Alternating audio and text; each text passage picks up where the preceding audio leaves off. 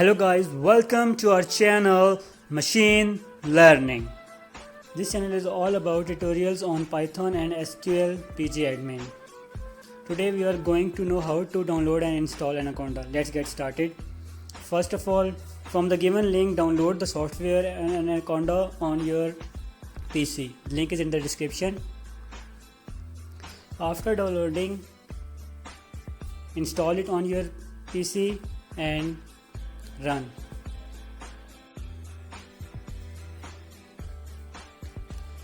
This is the interface of the software. You can also create account on it as I have created, or you can use Spyder notebook, Jupyter Notebook and JupyterLab. I am using here Jupyter Notebook. You can use Spyder notebook and JupyterLab also for doing Python, but I am here using Jupyter Notebook. So click on launch and it will be open. Wait for some seconds.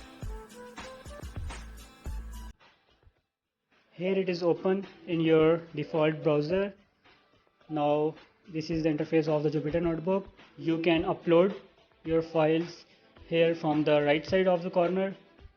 Click on the upload and you can upload any file of Python from here. You can also create a new one by clicking on new, then Python 3. By clicking on Python 3, another browser will open and here it is your new Jupyter Notebook. Now you can import here any libraries and do coding for data analysis and for creating programs and anything. Let's import a library here. Import pandas as pd. This is a pandas library I have imported here. You can run this code from here upper bar. This is the code, import pandas pd, and this is the run option. You can run it. Now here are some other things you can do here, like you can create cell below. You can also create cell above, like here insert cell above. Now you can also give headings to different sections, like I am giving here machine learning,